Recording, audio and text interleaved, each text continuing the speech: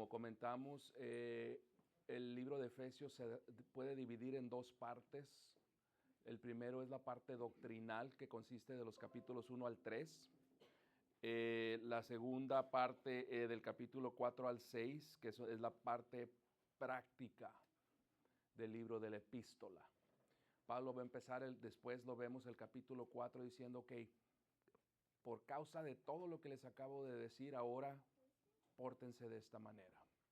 Entonces es importante recordar el por qué debemos de hacer lo que el apóstol Pablo nos está dirigiendo a hacer.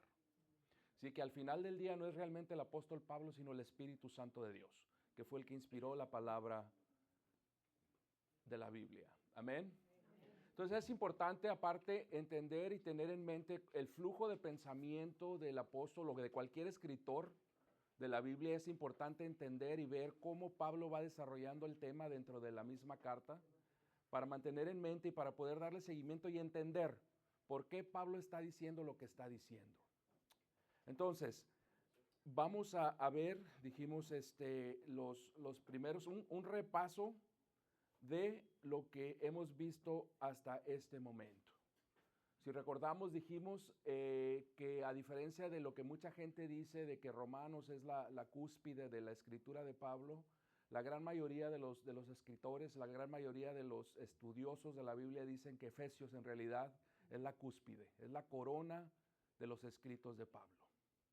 Y vimos que hemos visto hasta este momento que esta epístola es extremadamente importante porque nos ha dado doctrinas y nos sigue dando doctrinas tales como la salvación o la soterología, lo que es el estudio de la salvación.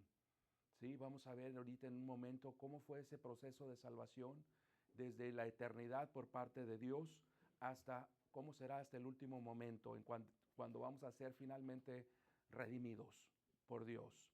Otra doctrina que ha sido muy importante es la que se llama la teología propia. Y esto quiere decir simplemente el estudio de Dios.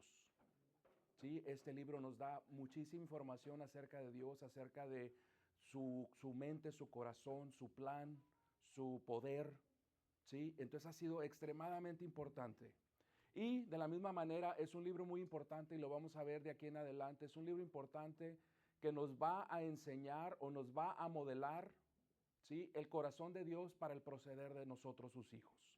¿Qué es lo que espera Dios con el conocimiento y las bendiciones que Él nos ha dado? ¿Qué es lo que espera de nosotros? ¿Sí? Dios nos salvó no para quedarnos de la misma manera de como éramos antes de que Él nos salvara. Entonces la Biblia nos dice, especialmente en los capítulos 4 al 6, nos va a decir qué es lo que espera Dios, cómo espera Dios que el cristiano lo represente. Porque no se les olvide, hermano, no se nos olvide nunca a quién estamos representando. Cuando llevamos el título de cristianos, ¿sí? Recordemos que la primera vez que se le llamó cristianos a los seguidores de Cristo fue en Antioquía, lo podemos ver en el libro de Hechos, y simplemente eran ¿qué? Gente que seguía a Cristo. ¿Sí? Entonces, si nosotros nos llamamos cristianos, hay una forma o hay algo que el Señor espera que despleguemos como sus seguidores. Una cosa que a mí me marcó muchísimo, hermanos, cuando estábamos estudiando el Antiguo Testamento fue en el libro de Primera de Samuel, cuando el profeta Natán confronta a David por su pecado. Sí, recordemos cómo le cuenta una historia acerca de un visitante que llega con el vecino de alguien que tiene una sola oveja. El dueño de esa casa va y toma y le quita la oveja, la mata para darle a su visitante. Y David enojado le dice, él es merecedor de muerte. Y Natán le dice, ese hombre eres tú. David en ese momento se arrepiente y dice, he pecado. Confiesa su pecado y dice, he pecado. Entonces Natán le dice, no vas a morir, porque la pena, de acuerdo a la ley, para aquel que cometía adulterio o para aquel que cometía asesinato, era la muerte. Entonces el Señor le dice, no vas a morir. Le dice Natán, perdón. No vas a morir, el Señor te ha perdonado. Pero, y es esa palabra que hemos aprendido a amar como cristianos, que debemos también aprender a temer, dependiendo del contexto. En este contexto el Señor le dice, Natán le dice, o el Señor le dice a través de Natán a David, pero En cuanto diste oportunidad a los enemigos de Dios a blasfemar su santo nombre, el niño que forjaste con esa mujer va a morir. Entonces el Señor toma muy en serio cómo lo representamos. Y la razón por la que el Señor cobró la vida del hijo de David y Betsabé fue porque dio oportunidad a que blasfemaran su santo nombre. Entonces, como cristianos tenemos que entender que nuestro proceder o da gloria al Señor o da oportunidad a sus enemigos para que blasfemen su santo nombre. Y eso es lo que vamos a ver a partir de la semana que entra. ¿Qué es lo que espera Dios de nosotros como sus hijos? Entonces, los primeros 3 capítulos, yo les puse un título a cada uno de esos capítulos. Capítulo 1 yo le puse la bendición. Capítulo 2 yo le puse la reconciliación. Y capítulo 3 le puse la revelación. Entonces son los 3 capítulos que hemos visto hasta ahorita. Capítulo 1, recordemos que es rico doctrinalmente hablando sobre el tema de la salvación. Vemos en ese primer capítulo el plan glorioso de Dios para la salvación de la humanidad o de los elegidos, como vamos a ver. Primeramente vemos aquí el trabajo de la Trinidad dentro del plan de salvación de Dios. Vimos a Dios Padre desarrollando o creando este plan, ¿sí? Dándole vida al plan de salvación antes de la fundación del mundo, ¿sí? Antes de la fundación, y esto es importante entender. Número 2, vemos a Dios Hijo, a Jesús, llevando a cabo o materializando el plan de salvación por medio de ir a la cruz y derramar su sangre. Y tercero, vemos a Dios Espíritu Santo sellando el plan de salvación como la promesa de Dios para completar ese plan a su debido tiempo. Entonces vemos la Trinidad, el trabajo de la Trinidad en la salvación del creyente. Entonces el apóstol Pablo en ese capítulo 1 da una eulogía. Sabemos que cuando alguien muere y dice, hey, fulano de tal, el hijo mayor va a dar la eulogía. Y esto quiere decir, va a hablar bien de. Va a dar un buen recuento de la persona que falleció. En este caso, Pablo está laborando para hablar bien, para dar bendición a el nombre de Dios, por lo que va a decir en adelante. Dijimos que Pablo cambia el orden de las cosas. Usualmente dice el por qué hay que darle bendición a Dios y después pide a sus lectores que den bendición a Dios. En este caso, Pablo primeramente les pide que le den bendición a Dios. ¿Sí? ¿Por qué? Porque Pablo está consciente de la gran verdad que les va a decir, de las grandes revelaciones que les va a escribir a la iglesia de Éfeso. Entonces, dice el versículo 3, lo leímos hace un minuto, bendito sea el Padre y Dios de nuestro Señor Jesucristo, el cual no dice nos ha bendecido, como leímos hace rato, dice nos bendijo, tiempo pasado. Es una acción completada. Es una acción que no cambia. Es una acción que es completa para siempre. No se retrocede, no se repite. Es una acción que pasó y es completa. Que nos bendijo con toda bendición espiritual en los celestiales en Cristo Jesús. ¿Sí? Bendito sea el Dios y Padre de nuestro Señor Jesucristo, el cual nos bendijo con toda bendición espiritual en los celestiales o en los lugares celestiales en Cristo Jesús. Muchas cosas que resaltar aquí, ¿sí? Una, que todo esto es posible debido a nuestra unión con Cristo Jesús. Por Él, para Él y a través de Él es que todo esto que vamos a ver es posible.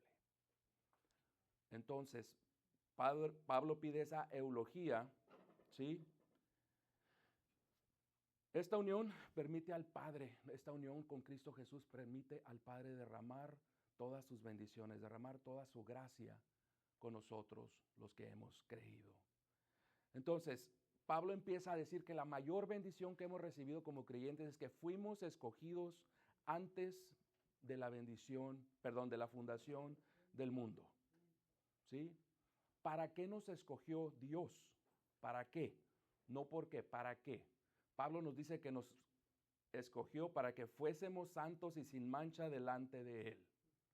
Esta es una forma elegante de decir es para que fuéramos salvos, para que estuviéramos en su Hijo, porque la única manera que podemos ser presentados santos sin mancha es en Cristo Jesús. Entonces nos eligió para salvación, nos eligió para estar en unión con su Hijo amado. Amén. Entonces, dijimos en esa hace como 8 o 10 semanas que empezamos este libro, que eso ha causado un poco mucho de distanciamiento entre algunas denominaciones, ya que muchos dicen que ya que Dios escogió a algunos para la salvación, Dios, eligió a otros para la separación eterna de Él.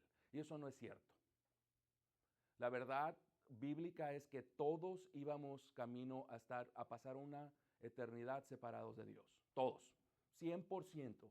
Sin la intervención de Dios, no se hubiera salvado una sola persona. Ninguna. Y lo vamos a ver ahorita que veamos el repaso del capítulo 2. ¿Cuál era la condición de todos los creyentes antes de Cristo Jesús? Muertos en sus pecados y transgresiones. ¿Alguna vez alguno de ustedes ha tratado de razonar con una persona que ya falleció?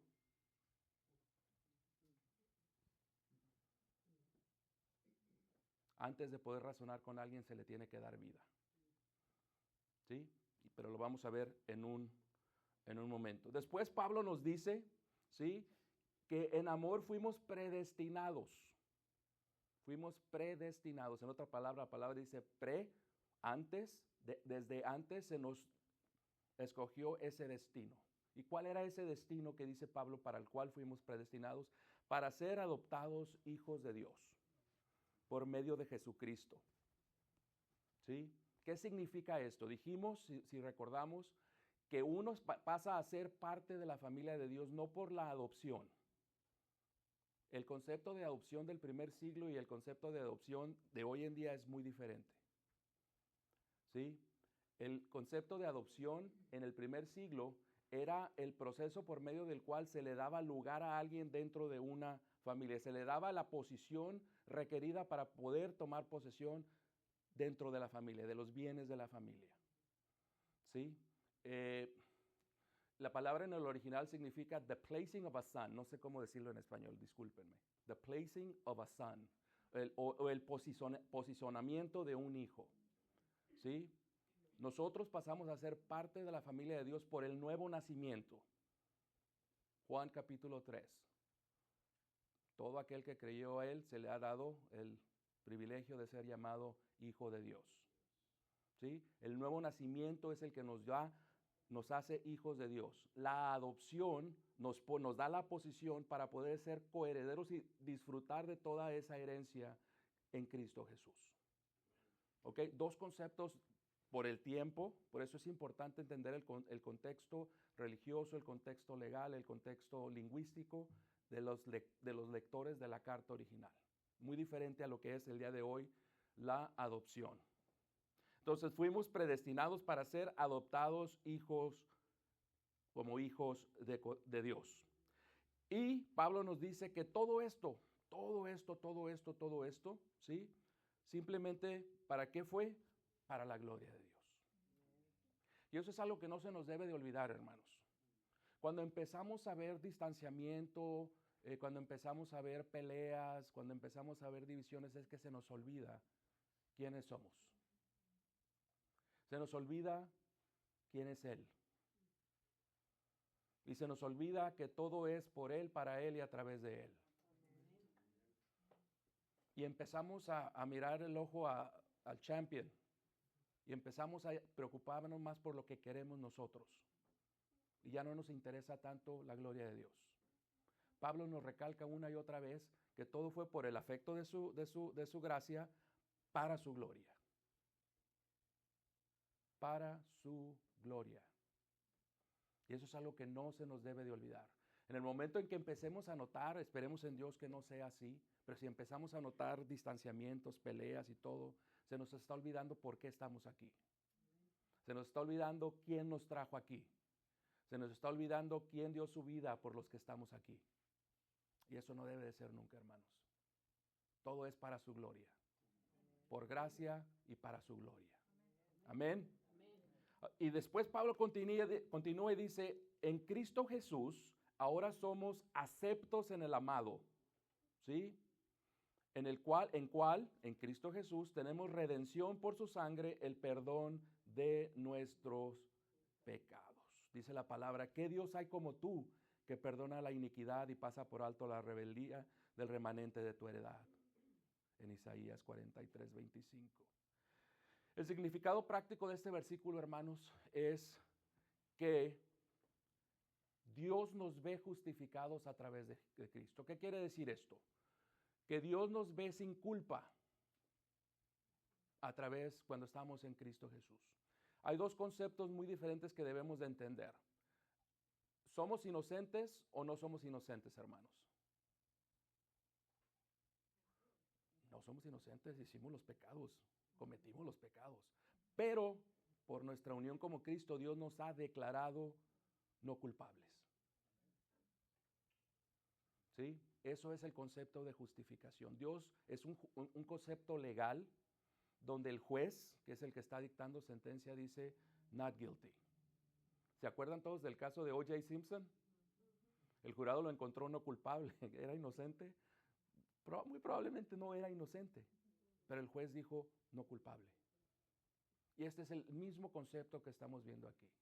Dice Pablo, en el amado, por nuestra unión en el amado, Dios nos ha aceptado. Somos aceptos por el amado. Dios nos ha aceptado, nos ha justificado. ¿Sí? Y Él nos ve santos, hermanos, sin mancha frente a Él. Y para eso fuimos escogidos, para ser presentados frente a Él sin mancha, sin pecado. Y por esa unión con Cristo es que podemos hacer esto. ¿Sí? Después, ¿sí? Déjenme recordarles nada más, recordemos nada más las características del sacrificio de Cristo Jesús. Porque la vez pasada que pregunté nada más como 1 o 2 personas. A ver, ¿cuáles son las 4 características principales del sacrificio de Cristo Jesús?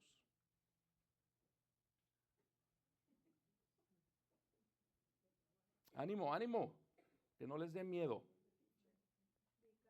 Vicario, que quiere decir sustitutorio. ¿Cuál es el segundo? Propiciatorio, que quiere decir que pagó completamente el pago, ¿sí?, de la ira de Dios, porque recordemos que el pago fue a Dios, ¿sí?, no fue al enemigo como muchas gentes creen. El tercero, redentorio, que quiere decir que pagó el precio por la libertad y esa persona no va a ser nunca vuelta a poner en esclavitud. Y cuarto, perfecto. Perfecto, redentorio, propiciatorio y vicario. No se nos olvide eso, hermanos. ¿Sí? Entonces, finalmente dice Pablo, ahora, después de hacer todo esto, que fuimos elegidos, predestinados, aceptos o redimidos, el Señor nos sella. Todos aquellos que creímos en Él, el Señor nos sella con el Espíritu Santo.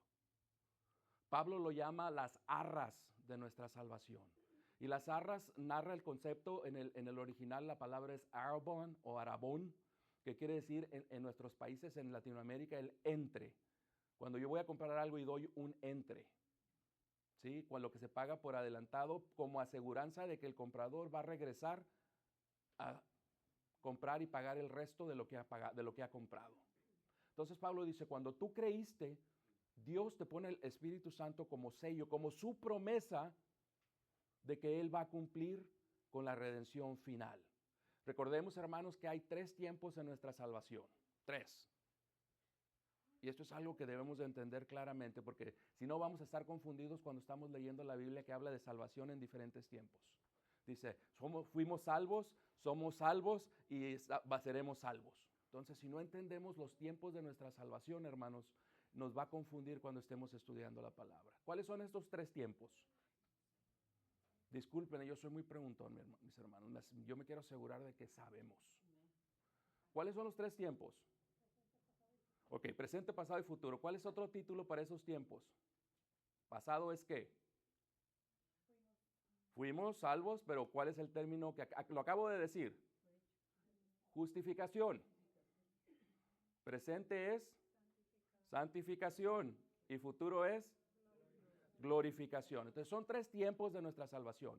Tiempo pasado fuimos justificados, fuimos librados de la penalidad del pecado. Ya no vamos a pagar un precio por ese pecado. Cristo ya lo pagó en la cruz. Nuestro tiempo presente es nuestra santificación y empezó en el momento en que creímos hasta el momento que Dios nos redima completamente. Y ese es el proceso por medio del cual el Espíritu de Dios nos está conformando cada día más a la imagen de su Hijo amado, del Hijo amado de Dios. ¿Sí? Y finalmente el futuro es nuestra santificación. Mientras la justificación nos libró de la penalidad del pecado, la santificación nos está librando del poder del pecado y la fase final de nuestra salvación no es nuestra glorificación. Y ahí es cuando el Señor nos va a llevar, nos va a dar un cuerpo nuevo, un cuerpo que ya no perece. Yo digo amén, gloria a Dios. No más enfermedad, no más penas, no más lágrimas, ¿sí? No más dolor, dice la palabra de Dios. Y esto es conocido como nuestra glorificación. Y una de las grandes bendiciones de este proceso es que nos va a librar de la presencia del pecado. Ya no seremos tentados por el pecado. Ya no habrá pecado ni deseo de pecar en nosotros. Déjenme repetir porque no creo que hayamos entendido. La glorificación va a ser el proceso por medio del cual Dios nos va a dar nuestro cuerpo nuevo, va a terminar nuestra redención. Y ese cuerpo nuevo va a ser inmune al pecado. ¿Okay? Inmune al pecado. Todos esos malos pensamientos, todos esos malos deseos, todas esas malas palabras, todas esas malas obras, y cualquiera de los que estemos aquí que diga que no lo hacemos, somos mentirosos. Todo eso se va. Dice Pablo, no sabemos todavía lo que seremos en ese entonces, pero sabemos que vamos a ser semejantes a Cristo. ¿Por qué? Porque lo veremos tal y cual Él es. Entonces eso es algo por el cual debemos de dar gloria a Dios cada segundo del día. Entonces, al ver todas estas bendiciones, Pablo se lanza al final del capítulo 1 a hacer una oración. Una oración, ¿sí? ¿Y qué es lo que pide Pablo? Pablo pide tres cosas. Que el Señor les dé espíritu de sabiduría, que el Señor les dé espíritu de revelación y que les dé conocimiento de Él. Sabiduría, revelación y conocimiento de Él. Dijimos que conocimiento es el adquirir el conocimiento intelectual de las verdades de Dios. El discernimiento es darnos la habilidad espiritual de usar ese conocimiento para comportarnos piadosamente, para darle honra a Dios. Y el conocimiento de Él. ¿Por qué el conocimiento de Él es importante? Pablo dice, Señor, santifícalos en tu verdad, tu palabra es verdad. Señor, otórgales la vida eterna. ¿Qué es la vida eterna? Que te conozcan a ti, el único Dios verdadero. Entonces Pablo pide esas tres cosas para los efesios y por correlación para la iglesia en general. Entonces, Pablo, ¿para qué? ¿O cómo pides, Pablo, que haga eso el Señor con nosotros? Dice, a través de alumbrar los ojos de vuestro entendimiento. En otras palabras, Pablo dice, Señor, no los dejes nada más con todas estas cosas como algo, como un ejercicio nada más de la mente. Dales el entendimiento, Señor, para que ellos puedan verdaderamente digerir todas estas cosas que les acabo de compartir. Entonces Pablo les pide que les abra los ojos de su entendimiento. ¿Para qué, Pablo? Tres cosas también. Para que sepáis la esperanza a la que Él os ha llamado. ¿Cuál es nuestra esperanza? ¿Cuál es nuestra esperanza? Christ Jesus. Cristo Jesús es nuestra esperanza. Número 2, ¿para qué otra cosa? Para que sepamos las riquezas de la gloria de su herencia. ¿Qué tan rico es Dios? Infinitamente rico, todo es de Él. Y saben que por nuestra unión con Cristo todo es de nuestro también. ¿Sí? Entonces Pablo dice, quiero que entiendan cuál es nuestra esperanza, Cristo Jesús. Que entiendan que, número 2, las riquezas de su herencia. ¿Sí? Y número 3, cuál la supereminente grandeza de su poder para con nosotros los que creemos, según la operación del poder de su fuerza. ¿Sí?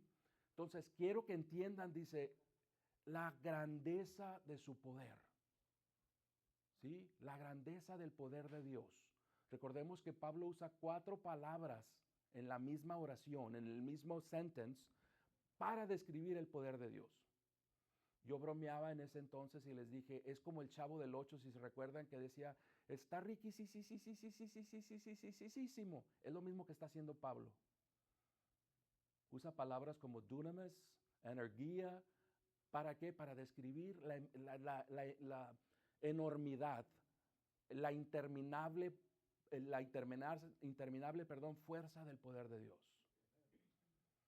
Y sí, y dice Pablo, ¿cómo lo vemos? ¿Cómo vimos eso? Esa fuerza que operó, ¿en dónde? En la resurrección de Cristo Jesús. Que no solo lo resucitó, dice, sino que lo sentó a su diestra, dándole poder, autoridad sobre toda potestad, sobre toda hueste espiritual. ¿Sí? Pablo dice, hermanos, quiero que entiendan el gran poder de Dios. ¿Dónde lo vemos, Pablo? Lo vemos en la resurrección de Cristo. Pero no solo en la resurrección, sino en la exaltación de Cristo Jesús al lugar preeminente, a la diestra de Dios Padre. ¿Sí? Entonces, vemos ahí cómo Pablo está haciendo el caso y les está diciendo, Efesios, ese poder está operando en ustedes. ¿Sí? Ese poder está operando en cada uno de los que tienen el Espíritu de Dios, de los que están unidos a Cristo Jesús. Y desafortunadamente, como cristianos, hermanos, no hemos entendido esa realidad. Por eso vamos de derrota, muchas veces de derrota en derrota, porque no hemos entendido que ese gran poder está disponible para nosotros. ¿Sí? La Escritura nos lo dice una y otra vez. Entonces Pablo está, al final de este capítulo, está haciendo el puente para el capítulo número 2. Pablo en el capítulo 1 está hablando sobre la resurrección de Cristo como una prueba del poder de Dios. Como les digo, esto es el puente que Pablo está, es la fundación que Pablo está tirando para lo que viene en el capítulo 2. Capítulo 2, el cual titulé La reconciliación. ¿Sí? Aquí vemos ese mismo poder de Dios, hermanos, pero ahora resucitándonos a nosotros espiritualmente.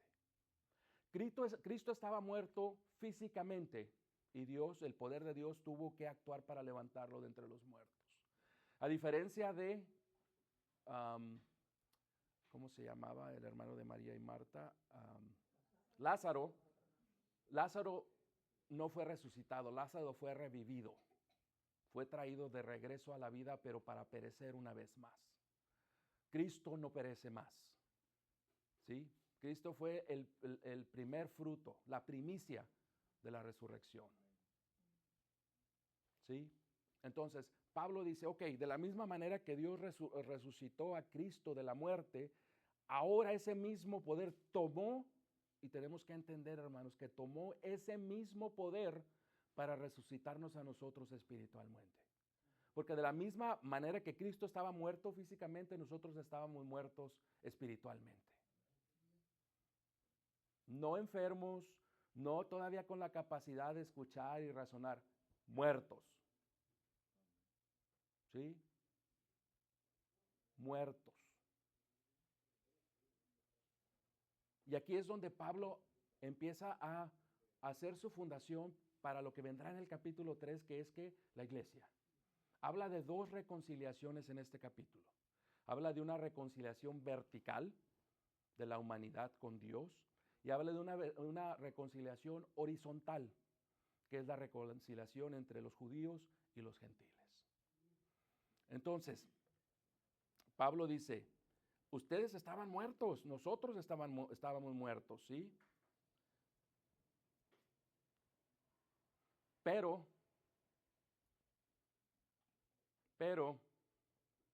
sí, esa es pero Dios dice, estaban muertos en vuestros delitos y pecados, en los cuales anduviste en otro tiempo, siguiendo la corriente de este mundo conforme al príncipe de la potestad del aire, el espíritu que ahora opera en los hijos de desobediencia, entre los cuales también todos nosotros Vivimos en otro tiempo, en los deseos de nuestra carne, haciendo la voluntad de la carne y de los pensamientos, y éramos por naturaleza hijos de ira, lo mismo que los demás.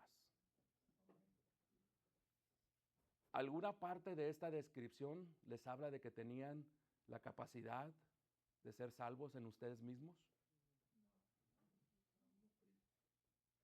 Tomó el poder de Dios para darnos vida en Cristo Jesús. Y eso en sí es un milagro. La salvación de cada creyente es un milagro de Dios. Algunos dicen, yo no he visto un milagro. Pues yo estoy viendo un montón aquí. Muchos milagros estoy, empezando por mí, que me veo en el espejo todos los días y digo, gloria a Dios. Sí, no sé si han escuchado ustedes la alabanza que a mí me quiebra cada que la escucho. No sabía dónde estaría si no me hubieras alcanzado. Sí, porque eso es algo que nos deberíamos de preguntar, ¿dónde estaría, Señor, si tú no me hubieras salvado, si tú no me hubieras encontrado? Yo no sé dónde estaría.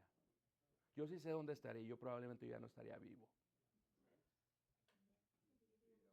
Entonces, gloria a Dios por eso. Y entendamos con esta descripción también, hermanos, que teníamos dos enemigos, el mundo y el diablo, que siguen siendo nuestros enemigos, pero en ese entonces estábamos bajo el control del mundo y del enemigo. Ahora ya no, ahora estamos bajo el control de Dios. Entonces, sin saberlo, hermanos, éramos enemigos de Dios.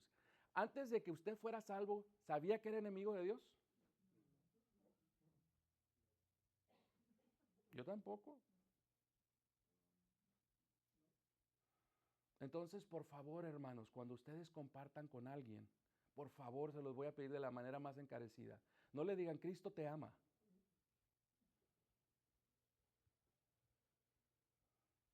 Cristo tiene o el Señor Dios tiene un amor general para toda la creación. Hace salir el sol sobre buenos, sobre malos, sobre sus hijos, sobre los que no son sus hijos. Sí, en ese sentido sí, hay un amor general, una beneficencia general de Dios para toda la creación. Pero un amor solamente por sus hijos. El perdido tiene que entender de la manera que el Señor a mí me alcanzó, fue cuando a mí una predicación me confrontó de mi pecado. Y le doy gracias a Dios que este pastor, ¿sí?, que usualmente predica el amor de Dios y Dios te ama, ese día no lo hizo. Ese día Él me confrontó, ese día Dios me confrontó con mi pecado. Y eso es que nosotros como creyentes tenemos que hacer con los que estamos compartiendo. El perdido tiene que entender que hay un problema, que tiene un problema, una separación de Dios. Y que esa separación ha sido causada por su pecado. Pero que el Señor ha puesto una solución para esa separación y es Cristo Jesús. Que el Señor ha puesto el camino para esa reconciliación con Él y es Cristo Jesús. Más adelante en esta misma sección Pablo va a decir, vosotros sois salvos por gracia, a través de la fe en Cristo Jesús. No por obras, para que nadie se gloríe. Todo fue iniciado, llevado a cabo, completado y será un día completado 100%. Todo por el poder, la gracia y para la gloria de Dios. Todo. No merecemos nada del crédito, en lo absoluto. No escuché ningún amén. Y como decía hace unas cuantas semanas, eso es algo que nunca se nos debe de olvidar, hermanos. ¿De dónde nos sacó el Señor? ¿Sí? Yo le recuerdo a mucha gente que yo tenía un compañero de trabajo, que una vez iba él a ver a sus suegros en un Thanksgiving, y él sabía que yo era cristiano.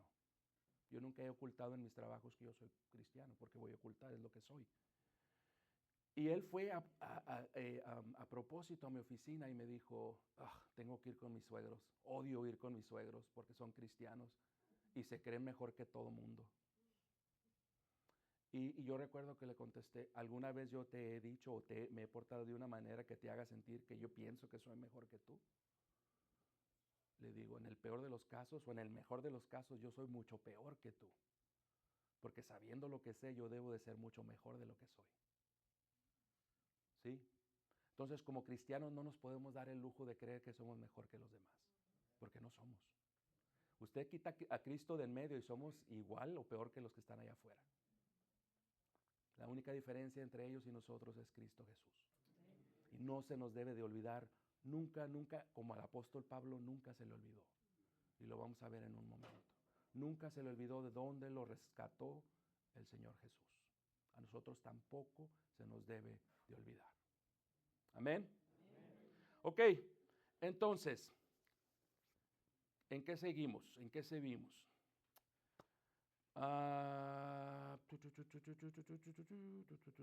Capítulo 3. Seguimos con la reconciliación horizontal. Ya vimos la vertical, que es la humanidad con Dios, por eso digo vertical, Riguito, porque es para arriba, es para así. Y la horizontal es entre los pueblos, entre los judíos y los gentiles. Y esto es a partir del versículo 12, del capítulo 2, ¿sí? Mientras, como les decía, el versículos 1 al 11 abordan la muerte espiritual de los gentiles, ¿sí? Los siguientes versículos abordan el otro problema de los gentiles. ¿Cuál era ese otro problema? Que estaban separados del pueblo de Dios.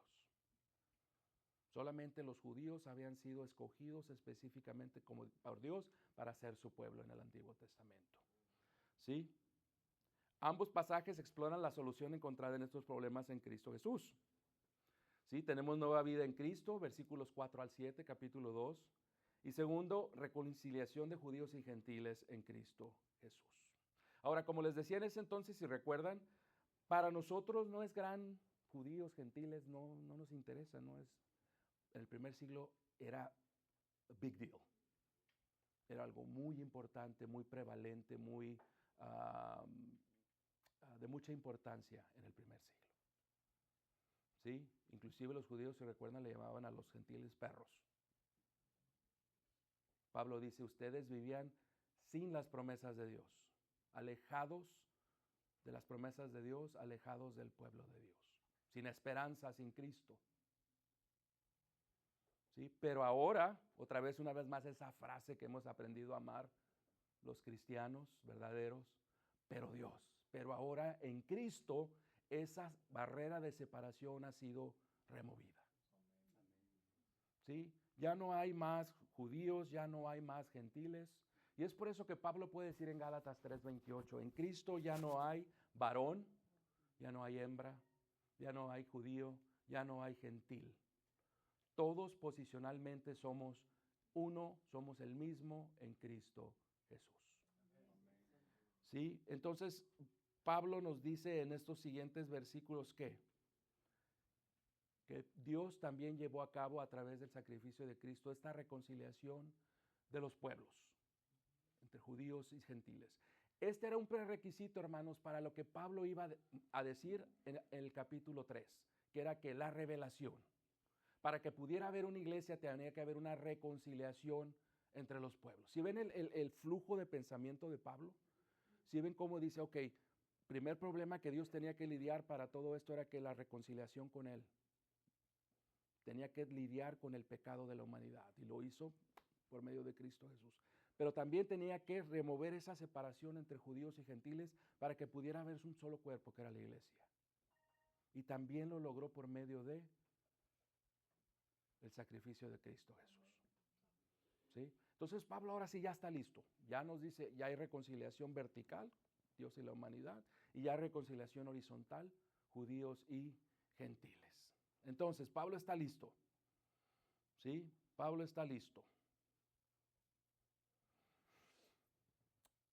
Entonces él pasa al capítulo 3 donde Pablo se va a enfocar en su ministerio a los gentiles. Pablo va a decirles que él es, primeramente dice que él es ¿qué? Que él es un prisionero de Cristo por causa de los gentiles. Y recordemos, hermanos, cómo dijimos que él se llama prisionero de Cristo aun cuando él era prisionero de los romanos. Él estaba en una prisión romana, pero él no lo miraba así. Vimos cómo Pablo entendía que su vida estaba encerrada, escondida en Cristo Jesús. Pablo podía decir honestamente, ya no vivo yo, Cristo vive en mí. ¿Sí? Porque para mí el vivir es Cristo y el morir es ganancia. Él lo podía decir, como dicen los americanos, with a straight face. ¿Sí? Sin hipocresía, sin fingimientos, él lo podía decir verdaderamente. Él no se miraba como un preso o un prisionero de Roma, sino de Cristo. ¿Sí? Pablo con ese enunciado les estaba diciendo, estoy donde estoy por la voluntad de Cristo. Estoy preso en esta cárcel romana por el plan de Cristo para su gloria. Y por eso es que Pablo podía si recordamos el estudio de la epístola a los Filipenses, él podía mantener ese gozo.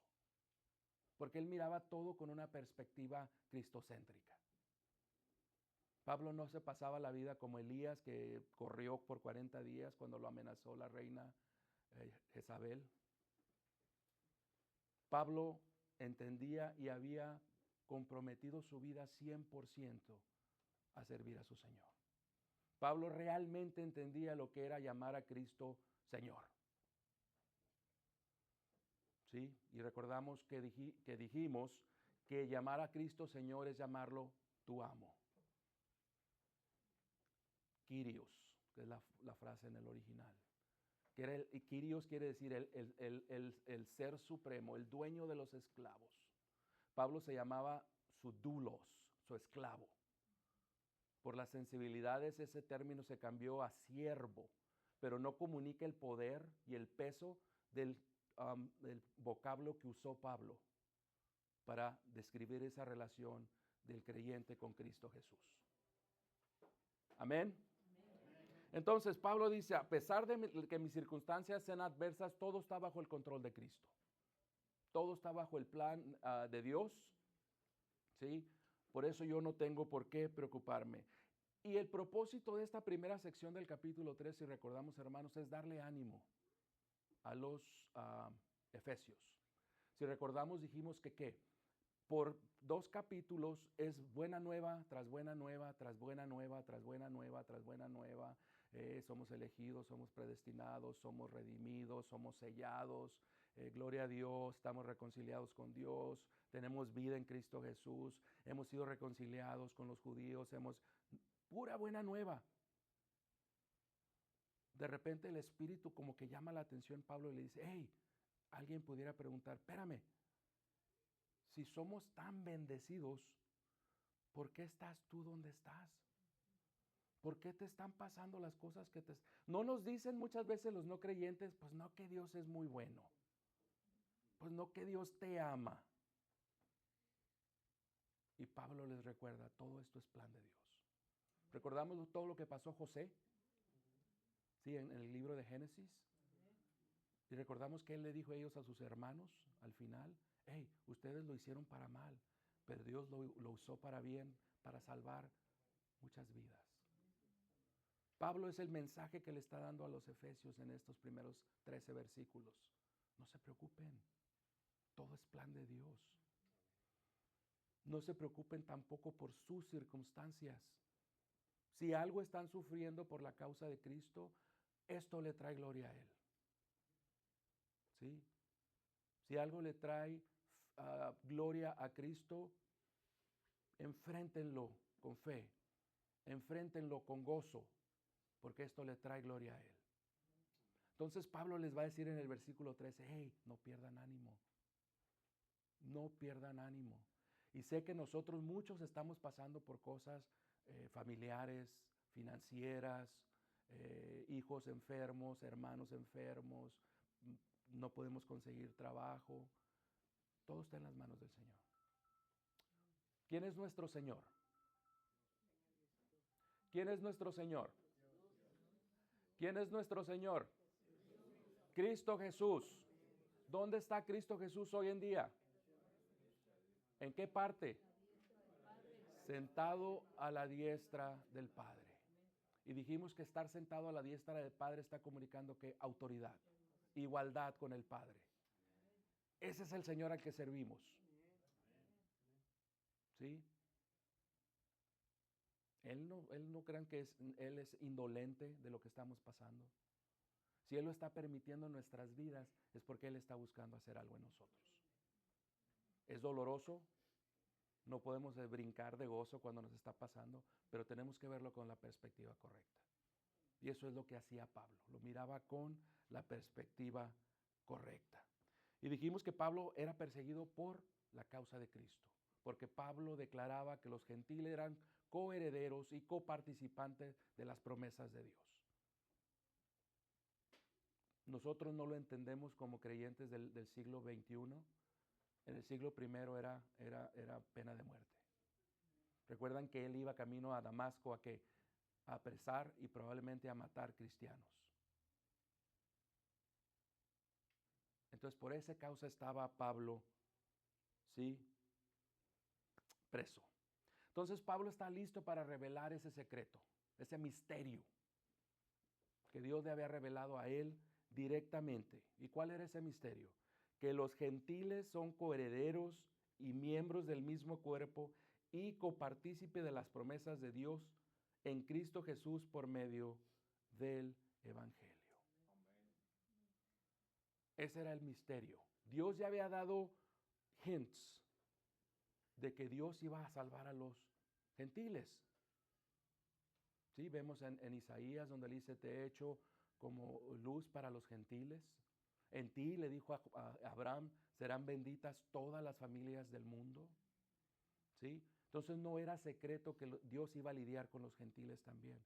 El misterio o lo que había estado oculto era que los dos iban a pasar a ser un mismo cuerpo.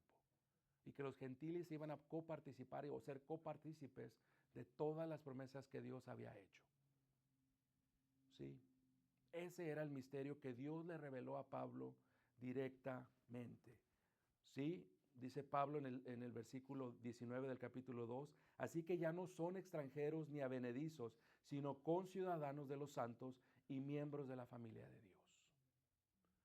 Ese secreto también decía, o ese misterio, que eran miembros del mismo cuerpo, que era ¿qué? La iglesia, del cual Cristo era su cabeza y la iglesia era el cuerpo de Cristo. Y copartícipes de la promesa de Dios. ¿De qué promesa habla? De la promesa que fue hecha a Abraham, ¿sí?, de la cual se cumplió en la simiente de Cristo. En tu simiente, le dijo el Señor en Génesis 12:3, en tu simiente serán bendecidas todas las familias de la tierra.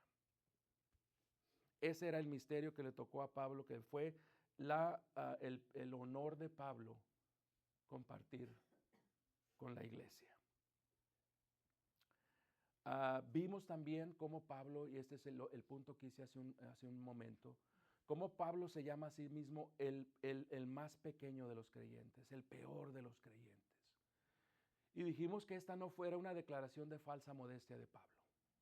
Pablo verdaderamente se miraba así como el peor de los pecadores. Y en uno de los versículos él dice, ¿por qué? Porque perseguí, en 1 Timoteo 1:15 al 16, porque perseguí a la iglesia. Pablo nunca pudo superar que él persiguió a la iglesia. Pablo nunca pudo superar que él persiguió al que ahora era su Señor. Si recordamos, el Señor le dice, Pablo, Pablo, ¿por qué me persigues? Nunca pudo superar eso. ¿Sí? Y ese es un modelo que debemos de imitar nosotros como creyentes. Porque aun cuando él no lo superó, eso no paralizó su ministerio. Eso no afectó su caminar, sino que lo llevó a estar abrazado de la cruz de Cristo todos los días de su vida. Porque él reconocía que esa cruz era la que lo había salvado, la que lo había sacado de esa vida vacía, a lo cual él en ese momento consideraba todo eso como basura. Su vida anterior, todos sus logros en la carne, fariseo de fariseo, hebreo de hebreos, de la tribu de Benjamín, circuncidado al 8º día. En cuanto a la ley, irreprochable. En cuanto a celo, perseguidor de la iglesia. Dice, pero todas esas cosas ahora las considero como excremento, es la palabra que usa, ante la excelencia de conocer a Cristo Jesús, quien se entregó por mí. ¿Sí? Pablo decía, se maravillaba de decir, a mí, el más pequeño, el más indigno de todos los creyentes, se me dio este privilegio. Y esa debe de ser nuestra actitud, hermanos. A mí, Alberto, el peor de todos los pecadores que yo conozco, me dio este privilegio de poder compartir su palabra. Y eso es algo que me maravilla siempre y siempre me ha maravillado. Pero la palabra nos dice claramente que lo vil de este mundo el Señor escogió para humillar la sabiduría del mundo y para maximizar su gloria. ¿Sí? Pablo se sorprendía de decir, a mí, el que lo persiguió, el Señor me dio este honor.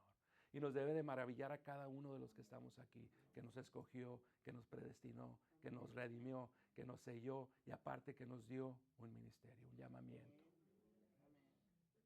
Sí, Pablo nunca dejó de sorprenderle. Y Pablo cierra el tercer capítulo, hermanos, ¿sí? Cierra con una oración. En la más paulina de las formas, cierra con una oración. ¿Sí? ¿Y qué es lo que Pablo pide en esta oración? Sí. Pablo pide que sean fortalecidos con poder en el hombre interior por su espíritu, que habite Cristo por la fe en vuestros corazones. Pablo cierra este capítulo 3 con una oración. Pablo cierra esta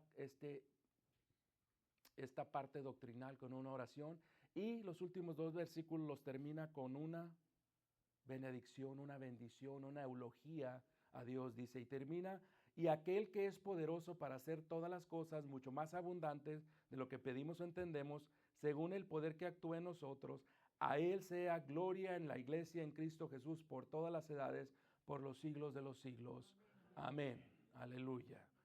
Entonces, así termina la parte doctrinal, que es rica, muy, muy rica. Yo les recomendaría, hermanos, que una vez al mes, cuando menos, estemos estudiando el libro que estemos estudiando, lean la epístola a los Efesios. Cuando estemos pasando por momentos difíciles, lean la epístola a los Efesios, para que vean cuán amados son de Dios, para que vean cuán protegidos son de Dios. ¿Ok? Y nos sirva para recargar nuestras pilas, nos sirva para enfocar y poner la perspectiva correcta, ¿sí? Como les he dicho, y muchos se enojan conmigo cuando les digo, Dios no nos salvó para ser felices. Dios nos salvó para su gloria. Nos creó y nos salvó para su gloria. Entonces, las próximas semanas vamos a entrar a la parte práctica de la epístola a los Efesios. Van a haber una serie de directrices, una serie de imperativos, de enunciados imperativos. Sabemos lo que es un enunciado imperativo, ¿verdad? Son commandments, son mandamientos que el apóstol Pablo hace, o sea, Dios hace a través del apóstol Pablo para los hijos de Dios. Básicamente dice, ok, ya les dije el por qué. Ahora les voy a decir el qué. ¿Sí? Ya les expliqué el por qué deben de hacer lo que les voy a decir de aquí en adelante. Y una de las cosas una de las principales características de nosotros como cristianos debe de ser que el agradecimiento.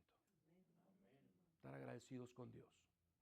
Entonces, en el capítulo 4, Pablo va a decir, os ruego que andéis como es digno de la vocación con que fuiste llamados, con toda humildad y mansedumbre, soportándoos con paciencia los unos a los otros en amor, solícitos en guardar la unidad del Espíritu en el vínculo de la paz, un cuerpo y un espíritu como fuiste llamados, como también llamados en una misma esperanza de vuestra vocación, un Señor, una fe, un bautismo, un Dios y Padre de todos, el cual es sobre todos y por todos y en todos. Pablo está llamando a la unidad. Hemos dicho por dos epístolas casi, cuán importante es la unidad del cuerpo de Cristo para Dios. ¿Sí? ¿Y qué es lo que menos hay en el cuerpo de Cristo hoy en día? Unidad. Padre, te pido que ellos sean uno, así como tú y yo somos uno. ¿Para qué? Para que el mundo crea que tú me enviaste. Si el mundo no cree que Dios envió a Cristo, ¿es por culpa de quién? ¿De quién? No se oye. De la iglesia. Padre, te pido que ellos sean uno, como tú y yo somos uno. ¿Para qué? ¿Qué va a pasar cuando si eso pasa? El mundo va a creer que tú me enviaste. Si el mundo no cree que Dios lo envió, entonces es porque lo otro no está pasando. ¿No es lógico deducir eso? Entonces Pablo hace un llamamiento a la unidad. Un mismo Dios, una misma fe, un mismo cuerpo. Unidad, uno. Dios existe en 3 personas, pero eso es lo que Dios espera de su iglesia. Entonces Pablo dice, anden dignos de ese llamamiento, de esa vocación a la que han sido llamados.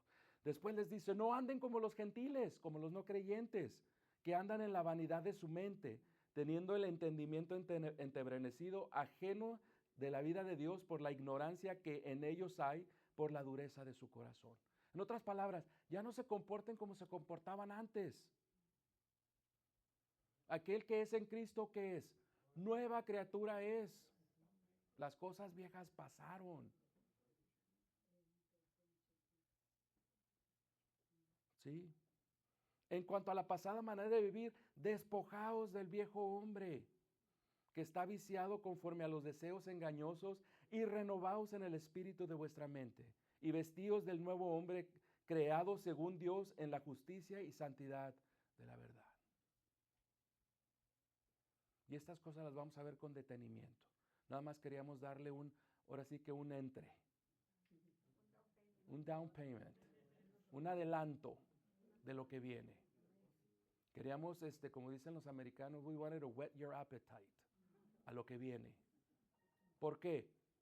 Como les dije, la cosa que el Señor verdaderamente toma en serio es su gloria, su nombre. Y con nuestro proceder, o damos gloria o oportunidad de que sus enemigos blasfemen su nombre. Pablo nos está diciendo cómo le podemos dar gloria a su nombre. Amén.